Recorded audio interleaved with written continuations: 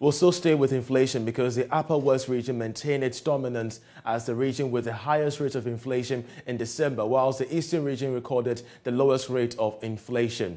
Well, two other stories. Ghana has, in a 2021 World Cryptocurrency Index, been ranked 4th in Africa for increased peer-to-peer cryptocurrency transactions to the tune of $3 million. Now, a report by blockchain company AAA shows that close to 1 million Ghanaians, exactly 900,000, owned a cryptocurrency in 2021 alone. The report attributes the surge in Ghana's crypto volumes to the country's tacit endorsement of cryptocurrency. For instance, the report points to the Central Bank of Ghana's launch of a regulatory sandbox that prioritizes blockchain-based companies, including cryptocurrency startups, as one factor that may have boosted the country's volumes. Well, let's pull up details of this particular, ranking, where we get the impression that Ghana ranked 4th, in Africa, with Nigeria and Morocco leading value of peer-to-peer crypto transactions by 3 million in 2021. That's for Ghana alone. And of course, Ghana's surge linked to a tacit endorsement by, the central bank when it comes to matters regarding cryptocurrency, and close to 1 million Ghanaians owning cryptocurrency by 2021. The most interesting part is that Nigeria tops Africa with $11 million worth of peer-to-peer transactions in 2021. This comes amid stiffer opposition by various governments in Africa when it comes to matters regarding trading in cryptocurrency. Let's bring in research and development economist based in Nigeria, Gospel Obele. He's been doing extensive research on blockchain and cryptocurrency in Africa. Of course, welcome to the program. Not surprised to see Nigeria lead Africa in peer-to-peer crypto transactions, but what does the data in Ghana show you? Close to 1 million crypto owners in Ghana in 2021 alone. Yeah, thank you very much, Charles, for having me. So I think this is relatively consistent in Africa and not just in Nigeria or Ghana. All right, that's to tell you that Africans are a strong believer of the next wave of technological disruption. All right, in financial payment services and likes. And I'm talking about the cryptocurrency here. And also, when you extend that a bit more, looking at technology as a whole, we're already a continent that does a lot of transactions and engagement, startups, solutions to social problems in that regard. But when it comes to payments, it's a huge opportunity in the sense, and we find a lot of young people jumping into that pool, as it were, as sort of like the next hope to secure some basic, not just financial independence or aspirations in a sense, but also as a plan B to the growing economic instability in many of the African regions in the sense, yeah. But of course, we are also seeing Nigeria and Ghana race to adopt a central bank digital currency, as well as look to ride the wave of popularity on cryptos.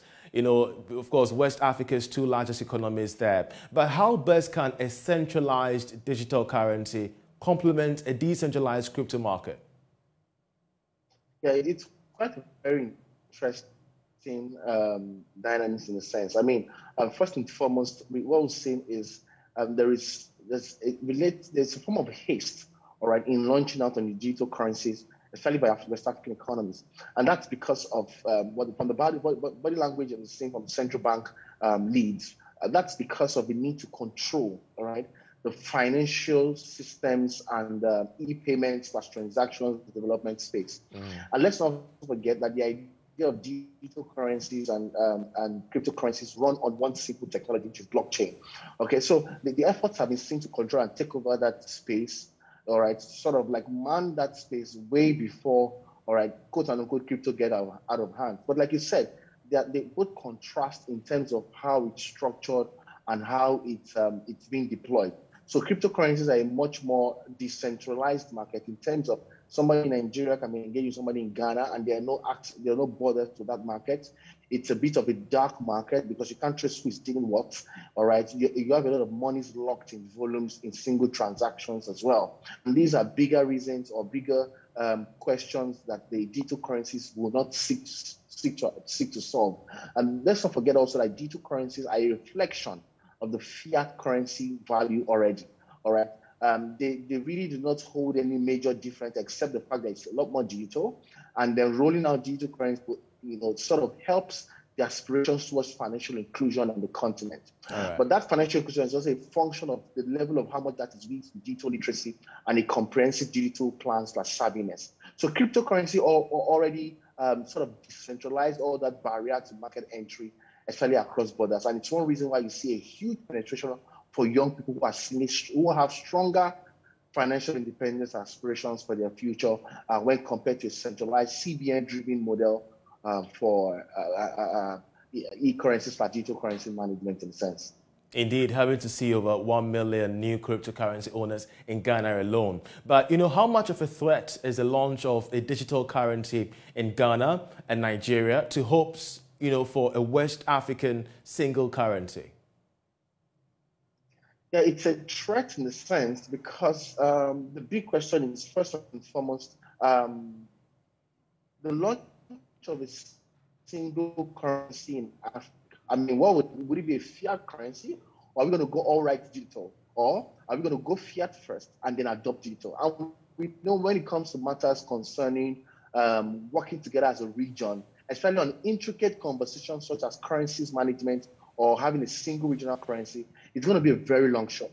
And there are for many reasons. Number one, the current monetary/financial system structures in different, the current monetary and financial systems reality in different African markets differs, all right? And the nuances are really, really on a different level. Central banks also contribute differently to the development of the monetary system, from a comprehensive standpoint now, in the continent. And that may affect the level of alignment, the level of decision-making, and ability to come up with a single regional currency.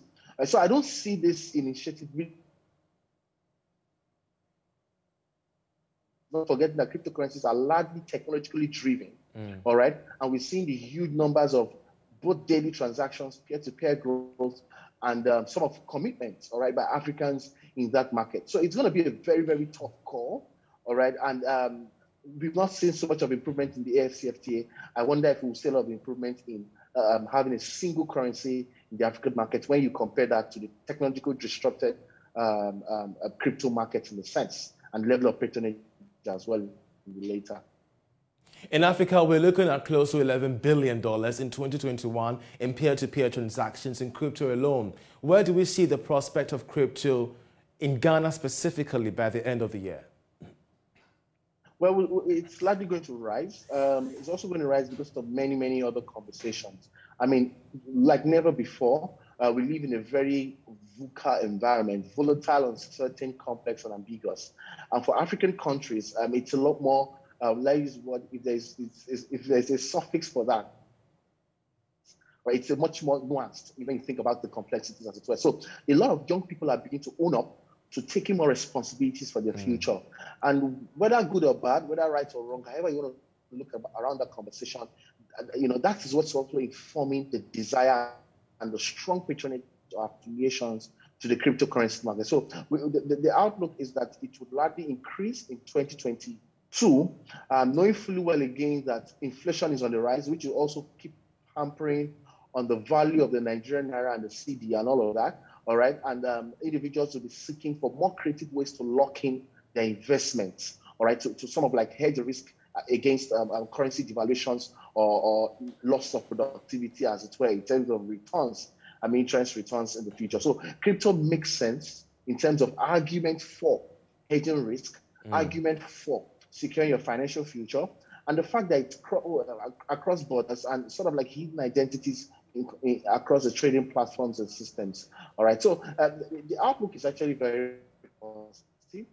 The big question is if Africa as a continent will be able to, all right, engage necessary R&D practice to understand how the system works and look for creative ways to build regulatory practices around it. Not to fight the system with your own digital currency, because there are already internal structures that are misaligned enough, all right, to make that project almost a dead on arrival.